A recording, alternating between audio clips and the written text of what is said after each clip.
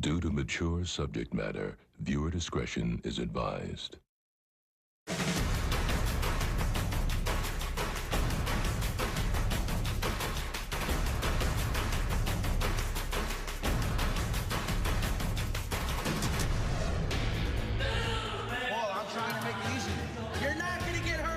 A distraught inmate is placed in the jail's restraint chair. I feel crazy in there. I can't breathe.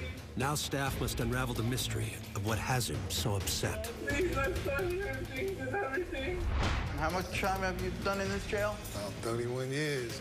A familiar face struggles to exit the jail's revolving door, but there's a catch. He's Islamic and he wants to go into a Christian program. That's a problem. Another inmate has pled guilty to manslaughter. But now, in an unusual legal twist, they may have to stand trial for murder. They had stated that I was a monster, that I would go out there and kill somebody again. And a convicted murderer stands trial for a gruesome related crime. I remember the word she said, God, give me another chance. I said, God is not here.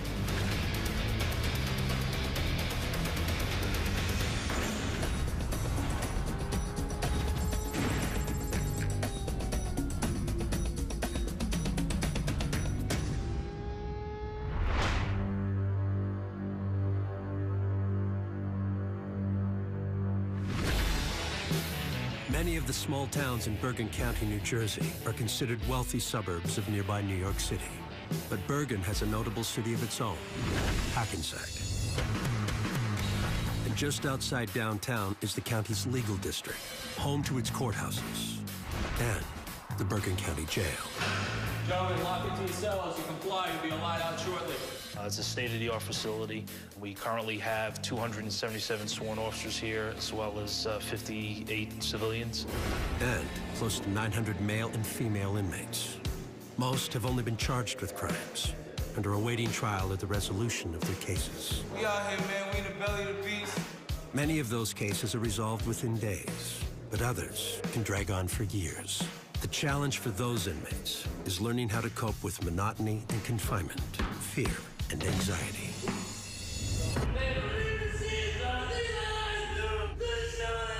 Some meet the challenge better than others.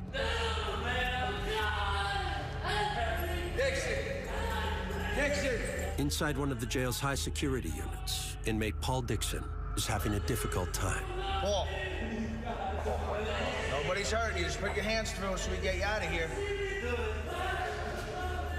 Dixon is naked in what is known as a single-person special management cell. He was placed there earlier in the day due to erratic behavior. His clothes were replaced with a tear-proof gown to prevent self-injury or suicide. Put your gown on. Originally, he was in a mental health housing unit and was medically cleared through a psychiatrist, and he was put in their general population. He lasted about 10 minutes. He was flipping out. Brought him back to medical. They placed him on special management. Put your hands through. Nobody's hurting you. Paul, put the gown on and give me... Paul, I'm trying to make it easy. You're not gonna get hurt.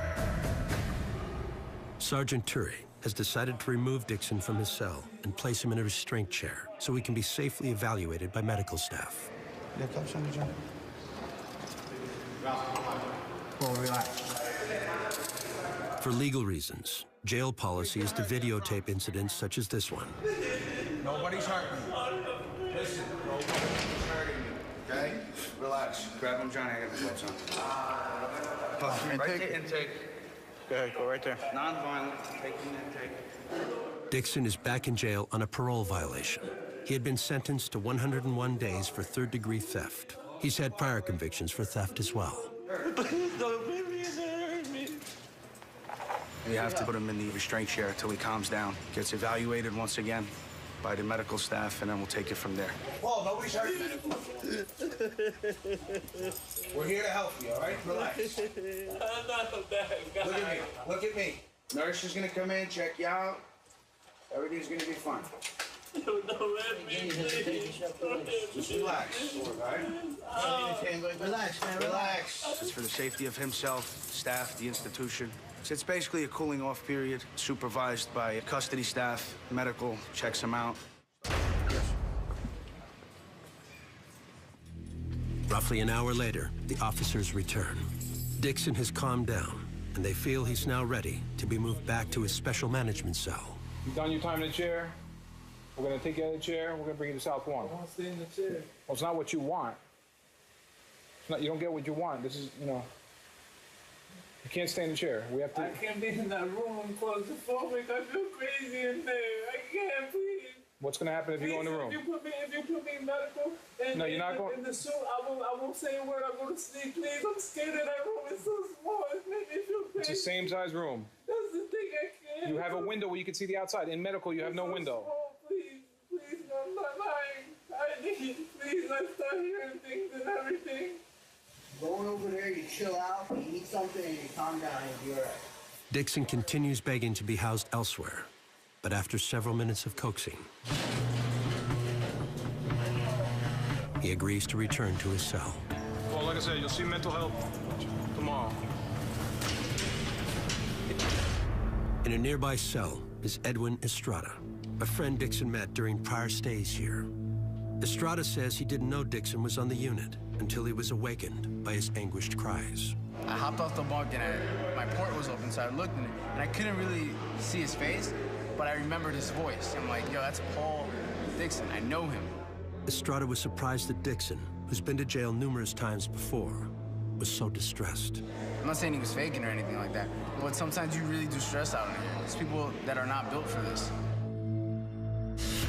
Estrada is going through some stress of his own. Several weeks earlier, he pled guilty to aggravated manslaughter for killing an 88-year-old World War II veteran. The victim, who lived alone and was killed in his home, was described by his family as a vibrant and active great-grandfather. I really don't want to, go to hell for what happened. You know, I'm really afraid. You know, I don't want to spend the rest of the eternity in hell.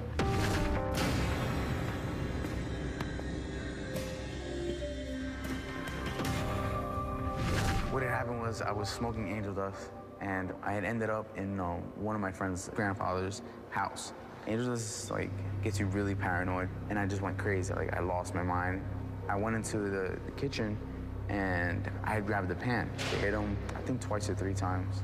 The velocity of it was so fast, it was so hard, that the pot in itself was bent. It was bent in. I heard him yell, turned around, and I started running. And I remember, the only thing I really do vividly remember was me grabbing the wallet that he had left on a table. 6 days after the attack, Estrada was arrested when he attempted to use one of the victim's credit cards. The man regained consciousness, but died 11 days later in the hospital. He was able to tell authorities that he was sitting on his couch watching TV and was attacked from behind.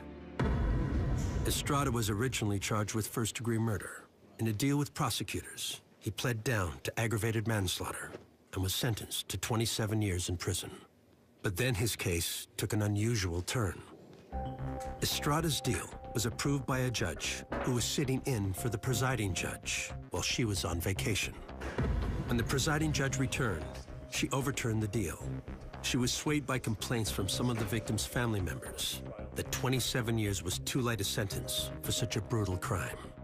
The judge, she's more towards the family. And I understand you have to be sympathetic towards the family. They had stated that I was a monster, that I would go out there and kill somebody again.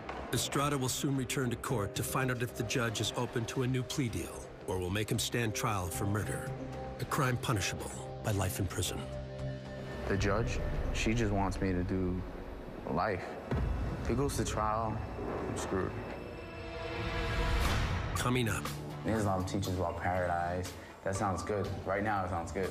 Edwin Estrada seeks a new religion and a talented artist with a gruesome past. When I finished to kill her, I said, what am I gonna do now?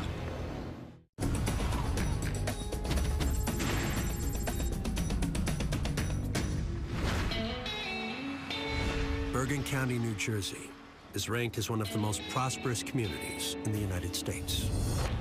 But behind the walls of the Bergen County Jail in Hackensack is a very different world.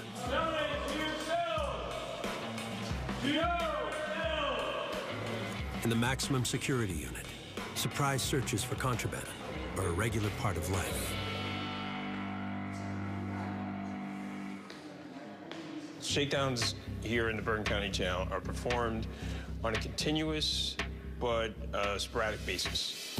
It's to catch the inmates off guard. Spread your legs. I personally don't like that they get too comfortable being anywhere. I consider it my house, you're a visitor.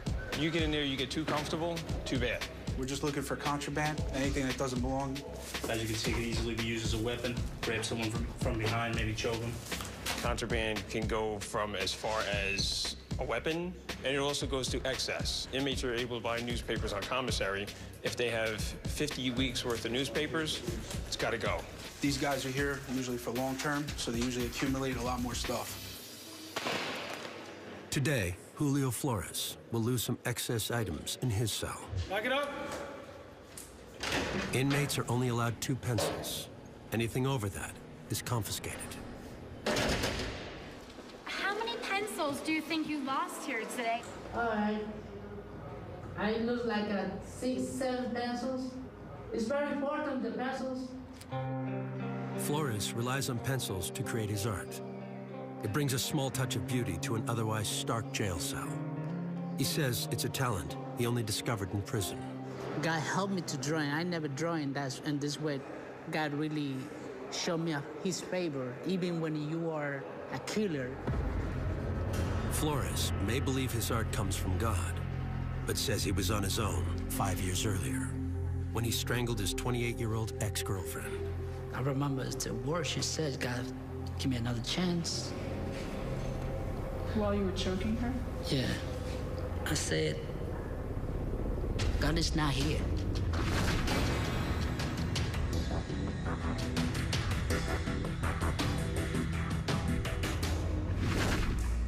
Flores killed his ex-girlfriend inside his Bronx, New York apartment. He pled guilty to second-degree murder and received a sentence of 19 years to life in a New York State prison. But now he has been extradited to New Jersey to stand trial for a related crime. So why are you in New Jersey? For bringing the members, human. The body parts? Body parts, try to hiding. Flores admits that after he murdered his victim, he dismembered her body. When I finished to kill her, and the moment I says, what I gonna do now? Because something on me come in my mind and said, you know what? Now you gotta disappear the body. Flores placed the body parts inside plastic bags and drove them to a vacant home in Bergen County, New Jersey. He then placed the bags inside buckets. How many buckets? 4 buckets, plus the big buckets, 5 buckets for all. I used the cement too, concrete, to put, you know, all over in the buckets. The owner of the house happened to stop by, found Flores in the front yard, and questioned him. I said, listen, man, I got somebody there. So look at me. What? Yeah, I killed my ex-girlfriend yesterday. Now, in addition to his conviction for second-degree murder, Flores is charged in Bergen County with desecration of human remains. Ahora pues ninguna condenación hay para los que están en Cristo Jesús.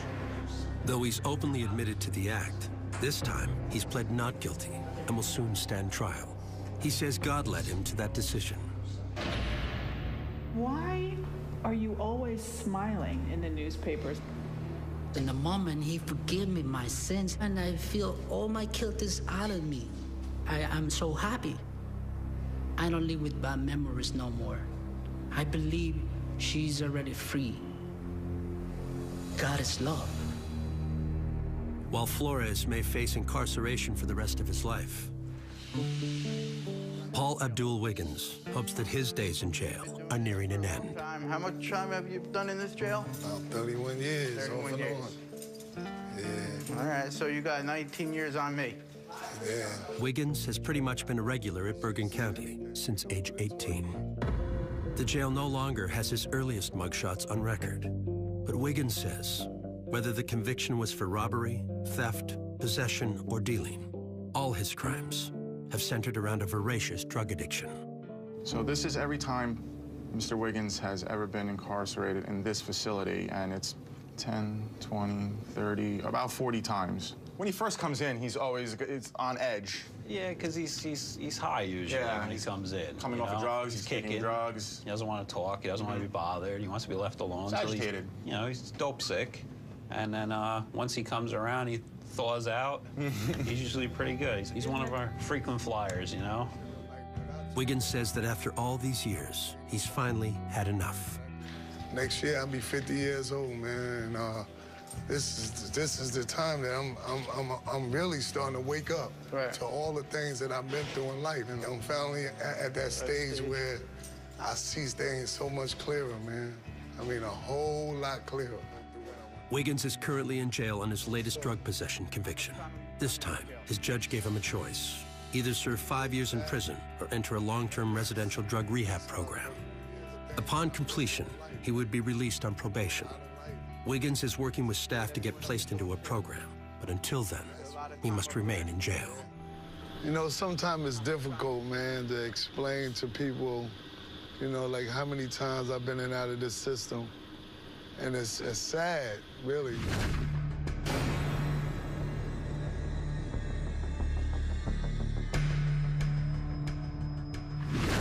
Now you see a guy that's anxious for change.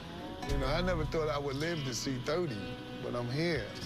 I have a beautiful granddaughter that I'm crazy about. I want to be there when she graduates high school. I want to be there when she go to college and graduate. I wasn't there for my daughter. And when I think about it, it hurts. And she didn't deserve that. I was afraid to change at one time because I was so comfortable being where I was at. It just became an everyday routine. But now I'm willing to take that challenge.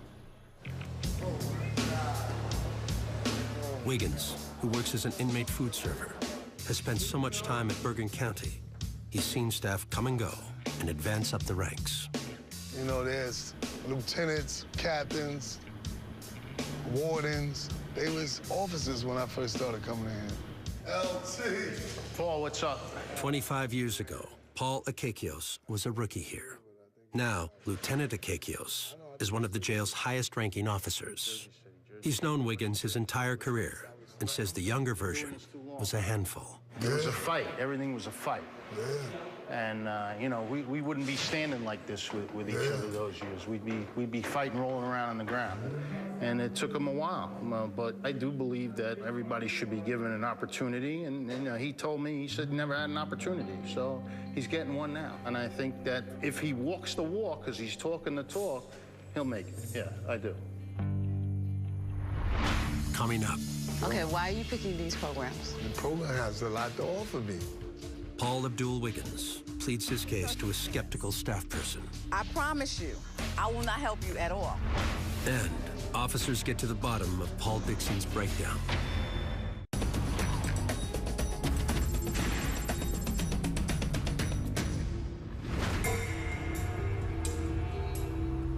Behind the walls of Hackensack, New Jersey's Bergen County Jail, Paul Dixon recently had what appeared to be an emotional breakdown. He had just spent time in the mental health unit for a routine evaluation before being released to general population. A short time later, he began wailing and was placed in a restraint chair. No, you're not going. In the show, I won't say a word. I'm going to sleep, please. I'm scared of that room. It's so small. Dixon later calmed down and returned to his cell. And now, officers have determined the episode was not a breakdown, but an act of manipulation. He definitely is manipulating the system. He was comfortable in the mental health housing unit. And once he was cleared for general population, he realized that it wasn't too comfortable over there. So now he's doing his best to get reevaluated and get put back in the mental health housing. How much was real and how much was fake? All of it was fake, basically. It was like a whole act that I was doing. Why? So I could just get to the other housing unit, so I wouldn't have to come to either here or go to the general population. It's not uncommon for inmates to want to spend time in the mental health unit. There are no cells, fewer inmates, and it's a quieter setting. I just like it to be quiet, where I could watch TV. You're a heck of an actor. Thank you. Yeah, I've seen a lot of people throw temper tantrums before, say that they hearing voices and suicidal and all that. If you're gonna do something, you gotta play it out to the fullest. While officers say they won't take risks if an inmate appears to be in a state of distress, it's not the first time they've heard one cry wolf. You just kind of get to know after a while who's pretty much playing a game and who's for real, you know? You just kind of becomes like a spidey sense, I guess, so to speak, you know? Dixon never made it back to the mental health unit, but he says he's glad to be free of the restraint chair. Trust me, nobody could get out of that car seat. Not the best of the best of the best. I don't care if you're Houdini, you can't get out of that thing. While inmates in this housing unit are only released from their cells a few at a time, they can visit with each other when they are out. Scoop, Paulie. What's up, man? Now Dixon's old friend, Edwin Estrada, has dropped by. Yeah, you was going crazy, bro. Earlier, That's what woke me up. I was sleeping and you was going berserk, bro. No. Freaking pulled you out naked and shit, seeing your little wiener and Huh? Yeah, people. Estrada, who admitted to killing an 88-year-old World War II veteran with a kitchen pan, is awaiting a court hearing to find out if he will be allowed a new plea deal or must stand trial for murder. His original plea deal was overturned by a judge for being too lenient. First offer was 27 years and I signed for it, but she took it back. And what did they talk about giving you? Life. Are you serious? Yeah, bro. They can't give you life for that. Yeah, they could, bro. It's a murder, bro. Somebody died. How old was the dude? He was old. Estrada has confessed to killing the man, a fact he knows could hurt him in trial and possibly result in a life sentence if found guilty. But he's equally concerned about what awaits afterlife. I really don't want to, go to hell for what happened. You know, I'm really afraid. I don't want to spend the rest of eternity in hell. I'm worried at what's going to happen after my death. We're all going to die one day, but it's like, where are you going to go? You know what I'm saying? Estrada was raised Catholic, but says now he's trying something new, the religion of Islam. You know how you window shop? That I'm religion shopping. So you're just gonna go through every religion possible to see which one? Maybe that, whichever one I'm hungry for, you know. And of late, Estrada has been hungry quite a bit.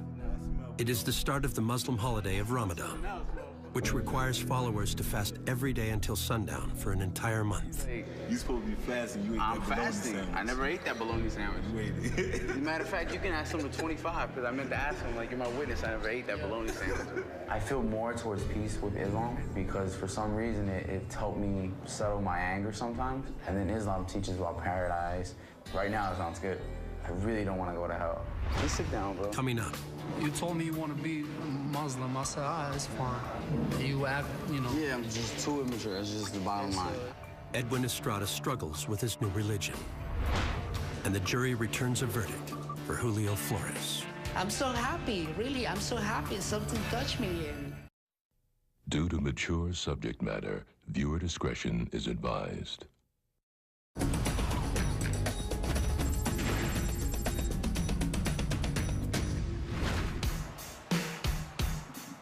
The original Bergen County Jail, completed in 1912, looked more like an ominous castle compared to its modern replacement, which opened next door in 2000. Paul Abdul Wiggins is one of the few inmates whose long record of coming in and out of jail spans both facilities. But I'm a man of my word, so I gotta keep my word. That's all I got. Wiggins has had more than 40 stays at the jail on a litany of drug, theft, and robbery convictions that he says all stem from addiction. I used to sniff heroin and coke. It was something that I allowed myself to like when I should have been hating it at all times. Now a 49-year-old grandfather, Wiggins says he wants to change. I asked my creator to erase this taste from my mouth. Take this taste away from me. I believe I'm strong enough now to fight that demon that's inside of me. Wiggins' opportunity lies in his sentence for his latest drug possession charge. His judge has told him he can either serve 5 years in a state prison or enter an approved drug rehabilitation program at a halfway house and stay clean. I think that somewhere in his life, he's reached an epiphany, if you will. He realizes he can't do this. You can't do this your whole life. or else you wind up dying in here, or your family dies while you're in here. And I think that that's become very real to him as he's gotten older. Wiggins' ability to get into a drug program lies with Don Breeden, who has tried to help him in the past without much luck. All right, I'm gonna see Mr. Wiggins. Breeden is the jail's inmate advocate. Part of her job is matching inmates with community resources. But Breeden has a problem with Wiggins' request. He's Islamic and he wants to go into a Christian program. That's a problem. I know from my past experience, if someone who is of a different religion goes into a Christian program, they usually have a problem following the spiritual guidance there. So that's why I want to find him someplace that will be more amenable to his faith. If you look at it, stop looking at half of the picture. I'm not looking at half, I'm looking at the whole all picture. No, you're not, then. Yes, I am. Well, you're not seeing like I'm seeing it. Right, that's the whole problem. You ain't been seeing it right for the past how many years? Oh, that was a low blow. That was You just that said was it. below the belt. Really don't. Okay, why are you picking these programs? Why? Because the program has a lot to offer me. But the foundation that your faith is built on, the foundation. I mean, Okay. that's the only thing we can go. Yeah, but it's your foundation. But you know why I don't want to go there, Ms. Dawn? Because that's my old stomping grounds. Okay. I'm too familiar with all that. I need to be somewhere where I don't know nobody. I don't know where I'm going. Everyone wants to see him try harder this time. And like he said, he's done this before. So I want to, give him a good start. I'm going to call the Salvation Army program. I'm going to ask them if they will accept someone who is Islamic. If they say no, I'm going to let them know to take him off their list. Now, if you come back here again, under any circumstance, I promise you, I will not help you at all. No matter how many lieutenants, captains, or anybody comes and says, you're going to help him, right? You know the sad part about it? I believe you. No, I'm telling you the truth. I know. I'm telling you the truth. I believe you. Yeah, man. okay. I believe you. As Wiggins waits to find out if he will be accepted into the program, he continues his job as a food server. And this week, that might be more challenging than usual. Wiggins is observing the month-long Islamic holiday of Ramadan and must fast until sundown. He converted to Islam during a jail stay 10 years earlier and took the name Abdul. Abdul means servant. Yes, it means servant, like serving God. When I'm living right and I'm doing right and I'm on the straight and narrow path, I'm God's servant. That's why I chose that name. About 10% of the inmate population is Muslim. And for those who request it, the jail provides halal meals, which meet the religion's dietary requirements. It's prayed over, it's blessed. You know, like the kosher, that's what makes it special, because it's prayed over, it's blessed. We gotta wait for another at least an hour. So I know Estrada, he can't wait. Look at him, he can't wait to eat. This guy. I'm eating 19 hours. That's just got me crazy.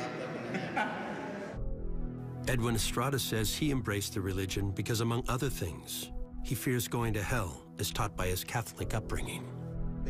Islamic inmate Melcy Pio has served as a mentor, but says he has to keep an eye on Estrada. You gotta watch him, because he asked me for a canteen. I'm gonna fast, let me get some honey bun. I said, okay, here, but you gotta fast. Estrada hoped he would find peace in Islam, but now he's not so sure he's cut out for it. I just stopped, I'm not gonna do it. I've been telling you that. Nobody can force you religion to you. You know, I've been telling you that. You know, you wanted to. You told me you want to be a Muslim. I said, it's fine. But then you act all, Yeah, I'm too mature. I'm just too immature. That's just the bottom line. I can't wake up every day at 4. Do wudu, wash my hands, wash my face, wash my feet, wash, everything, and then pray, and then I gotta do it again 3 hours later, and then, all of that, and then it's just too much discipline for me, It's just, I'm done with that. I don't wanna act like I'm somebody that I'm not no more. You know what I'm saying? And I'm not gonna do it. You're not gonna catch me praying at 4. You just answered my entire time I was telling you. Look, you're not gonna catch me at 4 a.m. praying one day, facing that way. See what I'm saying? See, it's not even that way. It's this way. You're right. My fault. It's been a while since I prayed. You probably never did. Outside the unit, Wiggins continues his food delivery route. He only delivers trays to the door of each housing unit, and that's a big relief, especially when it comes to one unit. I just bring it to this door, and that's it. It's a wrap. I don't go in there. Lockdown, max. That's max right there. Them are killers in there. I'm not a killer. One of those convicted killers is Julio Flores. After strangling his ex-girlfriend inside his Bronx, New York apartment, he pled guilty to second-degree murder and was sentenced to 19 years to life in a New York State prison. Because Flores was actually arrested in New Jersey, with the woman's body parts concealed inside buckets, he was extradited to Bergen County to stand trial on an additional charge, desecration of human remains. And earlier today, it took a jury less than 2 hours to find him guilty. So tell me about when you first heard the verdict and what your reaction was. You're not gonna believe me because I'm so happy, really. I'm so happy. Something touched me, and I can explain. I feel like happy. I can explain. It's out of this world, and all people look at me like crazy. You're at peace? Yeah. I'm right in the hands of God. Flores was sentenced to 20 years in the New Jersey State prison system, which he will only serve if he is ever released from prison in New York. Ironically, he could serve a longer sentence for desecrating his ex-girlfriend's body than he will for murdering her. Are you so sure, though, that you've been forgiven for your crime, and how? Of course. Do you think you'll see your victim in heaven? That's not depend on me. Do you want to see her in heaven? If he got one, it's all right. What would you say to her? What I gonna say to her if I say to heaven?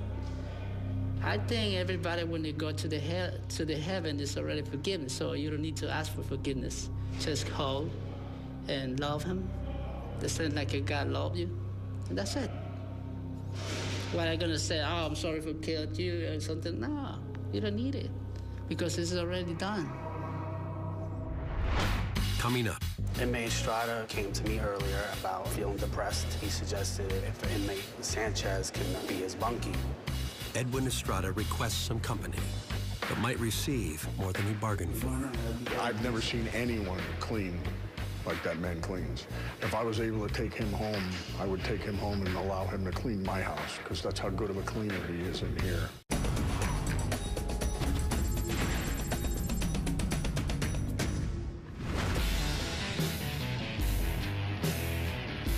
Paul Dixon's apparent breakdown turned out to be nothing more than a ruse to get moved to a better housing unit. If you put me in medical, then No, you're not going. in the suit, I won't say a word. I'm going to sneak. But officers saw through the hoax and returned Dixon to his cell. Now he's on his way back to general population and says he's changed his tune. He's also gotten his clothes back. Yes, I was in the chicken suit, graduated back to the orange uniform, you know, behaved, did pretty good. How does it feel to be in this? Much better. I learned that if I ever do come back, which I'm not gonna come back to jail, I'm gonna do it the right way and just take it like a man, you know? It's not worth it putting these guys through all types of hell, you know?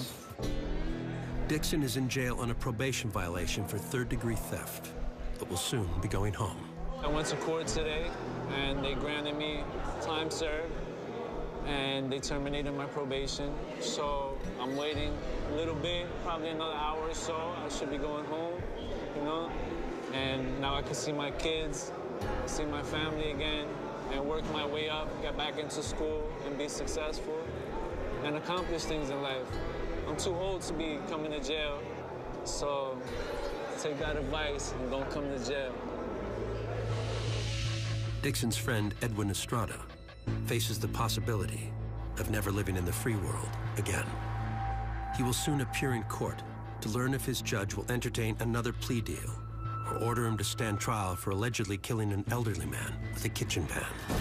I really do feel bad for what happened. Inside, it's hard to live with. When I first got here, I was sort of in denial. I was like, you know what, I don't need to be here. But in the back of my head, I'm like, somebody died. I need to pay for what happened. Like, that's the reality of things. I messed up so much in my life that sometimes it's like, could it get any worse, you know? I really don't think it can get any worse from now. I don't want to say that and jinx myself, but that's how I feel. Here, Estrada. Good looks. Estrada had hoped that his conversion to Islam would help relieve his stress. But he recently decided that it wasn't for him. So now, he's looking for other ways to cope. I don't know, I feel like I need a bunkie. I'm just losing my mind, being by myself. You want company sometimes. You need somebody to talk to express how you feel.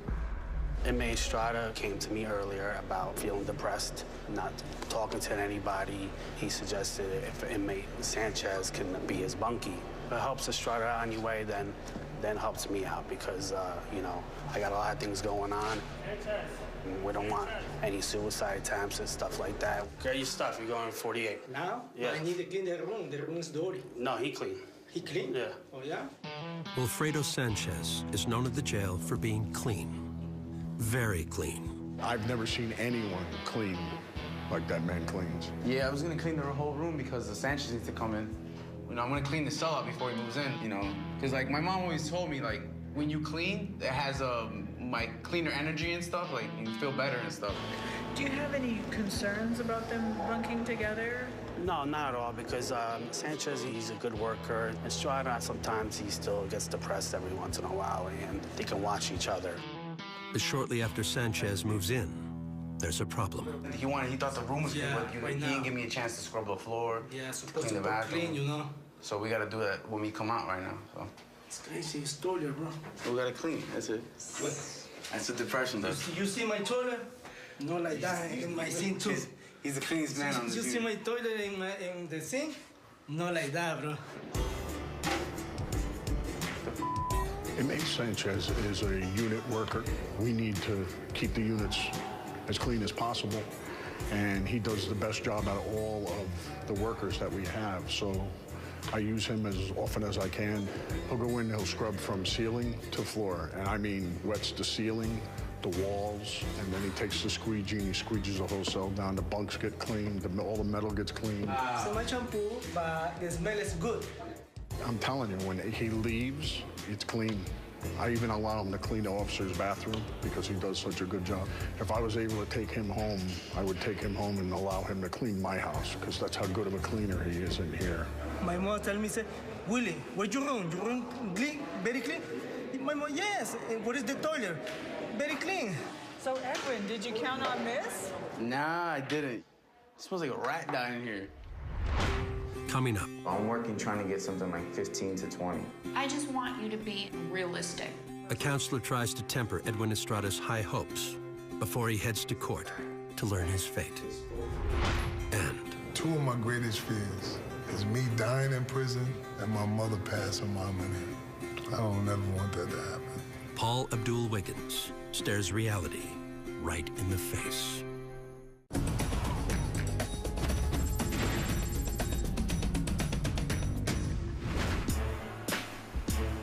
Compared to prison where the inmates have all been sentenced and know how long they will serve, life in jail is a world of uncertainty. But nearly every day, resolution arrives for someone. Come on, Jason. We're going to take you out of the chair and we're going to bring you to South Lawn. I can't be in that room. I'm claustrophobic. I feel crazy in there. I can't. Paul Dixon put on a show in order to manipulate his housing assignment. No, listen, I'm telling you right now, you're going to South Lawn, and if you cause problems, you're going to end up back in the chair. It didn't work. But 1 month after that incident, he's a free man. Paul Dixon, he violated probation for the original charge of third-degree theft and was released yesterday. Dixon will still be on probation, but now he has another chance to make it on the outside. The future seems less bright for his friend, Edwin Estrada. After admitting to killing an 88-year-old man by striking him numerous times with a kitchen pan, Estrada's plea deal of 27 years was revoked by a judge who decided the sentence was too lenient. Estrada is hopeful for a new plea deal, but he also faces the possibility of going to trial for murder and a potential life sentence if found guilty.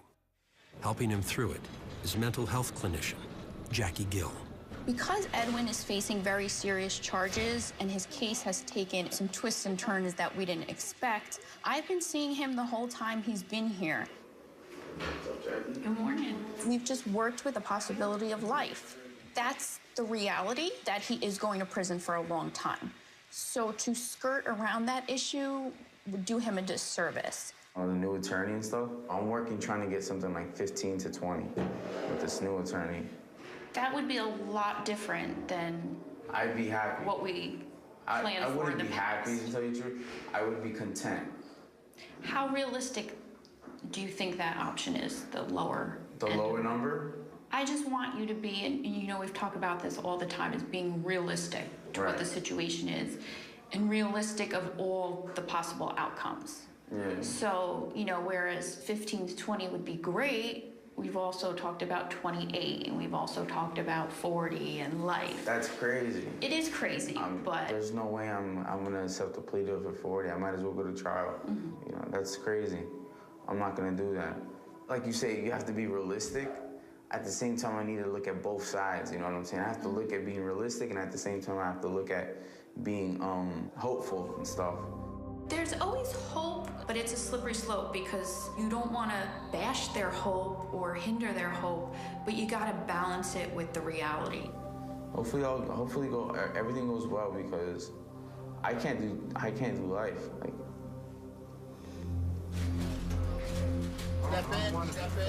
the next day, Estrada leaves jail for the court hearing that will change the rest of his life.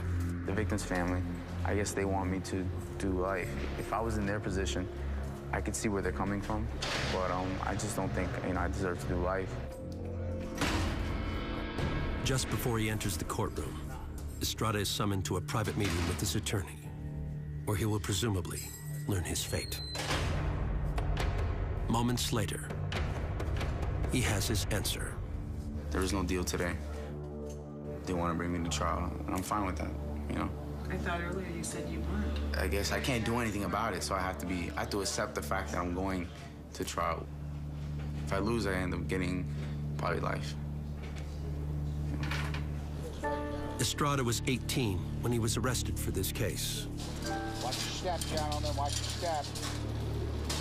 The same age as Paul Abdul Wiggins when he first came to jail on an armed robbery charge. That was 31 years ago, and Wiggins has been in and out of jail 40 times since then. But he says now he's finally ready to take advantage of the opportunity afforded him to do better. Though she had some concerns about his Muslim faith being a good fit, inmate advocate Don Breeden was able to place Wiggins in a Christian-based halfway house, where he will receive drug counseling, job training, and life skills programs. Today, the lieutenant called me down and informed me that I was going into the program, and I should be leaving sometime next week. So I'm just hoping the program is right for me and do me some good, because this ain't doing me nothing. And this is your first program. All the years you've been going through us and coming through here, this is the first time you're ready for a program. Two of my greatest fears is me dying in prison and my mother passing mom in here. I don't ever want that to happen. That's motivation. So, before I start... Go ahead, my man. Y'all be good, all right? All right.